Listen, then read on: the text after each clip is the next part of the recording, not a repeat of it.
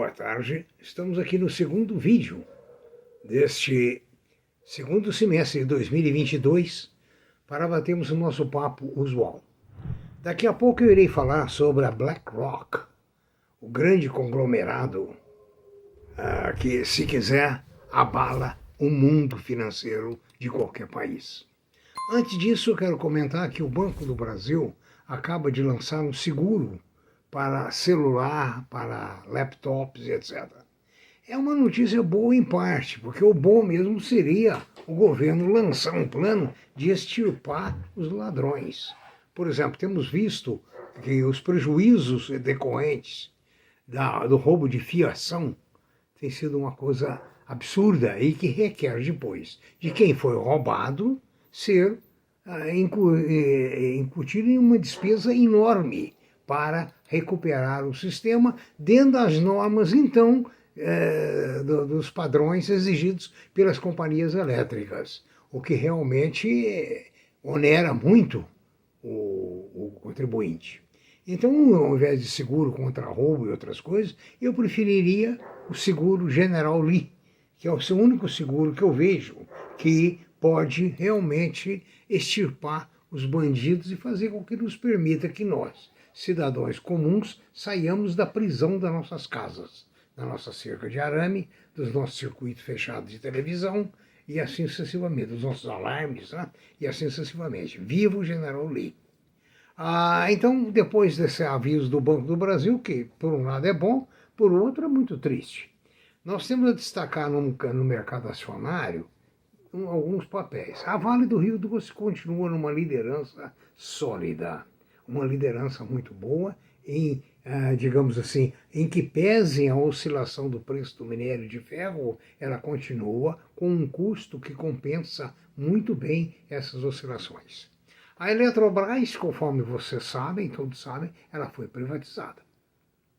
Nesse primeiro momento, caiu muito o lucro nesse último trimestre, porque ela resolveu provisionar uma série de sanear uma série de problemas que iriam, no futuro, prejudicar o balanço. Então, por exemplo, ela teve um lucro bem menor nesse último trimestre em função dessas reservas e de pagamentos de futuros problemas que poderiam incorrer. Outro papel de destaque na semana é a Cosan, que dizem os analistas que no futuro será um papel tão forte quanto o papel da Vale. Por quê? A Cosan está na distribuição de combustíveis, distribuição de lubrificantes, através da Rumo, o transporte maciço, grande, ferroviário de cereais, de grãos, para os portos brasileiros. Está ligando mais ainda o centro-oeste até com o norte, com o Pará e assim sucessivamente. Então é preciso prestar muita atenção a esses três papéis que eu estou referindo. Vale, potencial de continuar forte. Eletrobras só tem que crescer, principalmente diante do novo presidente. Ela deverá investir muito em energia renovável, então é um grande investimento. E, finalmente, a Cosan. A Cosan é um papel que, segundo os analistas, será um papel de primeiríssima linha no futuro, junto com o Vale do Rio Doce. Inclusive, ela entrou também no setor de minérios. Esqueci de dizer. Minério, lubrificante, cana-de-açúcar, álcool, transportes e assim sucessivamente. Grande empresa, né? Caminhando paralelamente com a WEG também, né? Que a WEG, apesar de ter um rendimento para o acionista pequeno, ela tem um investimento muito grande, constante em tecnologia. O dólar continua ali na casa de 5,20, 5,15, oscilando aí de acordo com o humor do mercado externo, né? Lembrando que as taxas de juros no mundo inteiro têm prejudicado a recuperação. No Brasil, nos Estados Unidos, aliás, o mês passado nos Estados Unidos a inflação foi maior do que a no Brasil. Eu estive no mês passado na Inglaterra e estive, aliás, não, esse mês, eu voltei esse mês da Inglaterra e da Irlanda, a inflação lá também tem machucado muito.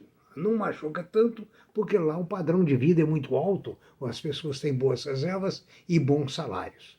a Bolsa voltou à casa dos 110 mil pontos, o que é uma notícia muito boa para, principalmente contra os ventos ruins que nós tivemos no primeiro semestre desse ano, quando eu sempre falei, se quem tiver dinheiro, compra o papel, porque muitos papéis já recuperaram muito e vão recuperar muito mais. Né? Interessante agora falando do agronegócio, que para nós é uma das maiores atividades do Brasil, se não for a maior, né?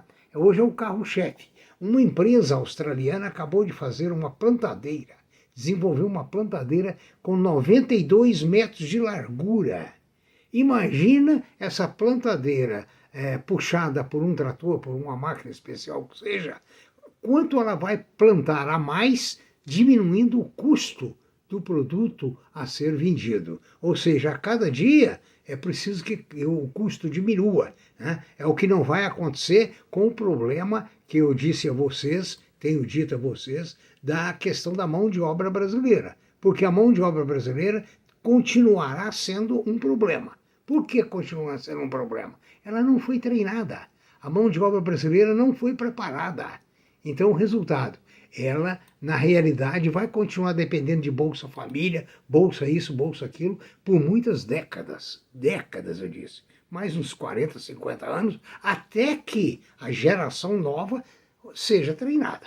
Se a geração nova não for treinada, está ruim, porque é conforme nós falamos. Hoje não tem panha de café manual, não tem corte de cana manual, exceto em algumas regiões, pequenas regiões. Mas a massa está toda mecanizada. O drone, por exemplo, nas indústrias de açúcar e outras, nas lavouras, no trigo, em todo lugar, o drone hoje é o fiscal. É aquele que vai lá buscar a amostra de terra, é aquele que vai fotografar os locais que estão bons, os locais que estão piores, na cana de açúcar e assim sucessivamente. Nessa sessão eu vou falar sobre a BlackRock. O que é a BlackRock? É uma empresa norte-americana, sendo a maior na gestão de ativos do mundo. Ela opera principalmente na gestão de riscos, ou seja, bolsas de valores. As ações da BlackRock estão listadas na Bolsa de Nova York. A maior acionista, com 23%, é a PNC Financial Services. No primeiro trimestre de 22, a BlackRock administrava 9,57 trilhões de dólares. Ou seja, a soma do produto interno bruto de um punhado de países. Então você analisa essa empresa, o poder de fogo que ela tem. É muito grande o poder de fogo. Essas grandes empresas, eu ainda estava também vendo o Warren Buffett, acaba de ter licença para comprar mais de 50% de uma petroleira. Ou seja, esses conglomerados são, digamos assim, um problema muito sério. Né? Como o caso lá da Holanda, que hoje 40% do patrimônio nacional está na mão de 1% da população. Essas anomalias econômicas realmente representam um perigo para o futuro. Os clientes da BlackRock são empresas, fundações, governos, né? Os fundos que popam para a aposentadoria dos filhos, aposentadoria deles, estudo dos filhos e assim sucessivamente, procurando uma vida melhor. Ela foi criada em 1968. Né? Em 2009 ela foi reforçada quando a BlackRock e a Barclays Global Investors se uniram e criaram uma maior gestora do mundo a partir de 2009. Né? Então veja bem, ela, na realidade, ela está junto com o Fundo Soberano de Singapura, que é muito menor, lógico.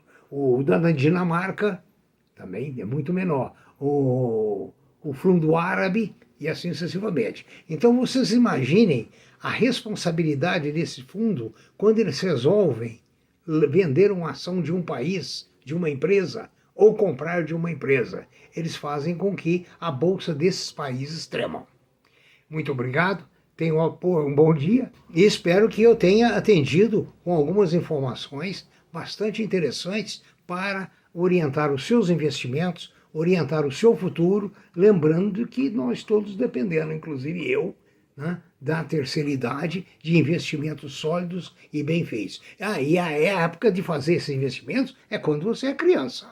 Quando você tem 15 anos, 20 anos. Né? Eu me lembro, recordando no Japão, quando uma criança nasce, a família faz imediatamente um fundo de ações, um fundo de investimento, para que quando ele atinja 15, 16, 17 anos, precise ir para a universidade, tenha fundos suficientes. Então, veja bem, não se prepara só para a velhice, se prepara também para o profissionalismo. Né? E é isso que falta a maioria das pessoas que acham que o futuro está longe. Não, o futuro está aqui pertinho. Ok? Muito obrigado. Tenham bons negócios. Estudem bastante, analisem tudo direitinho. Sucesso sempre.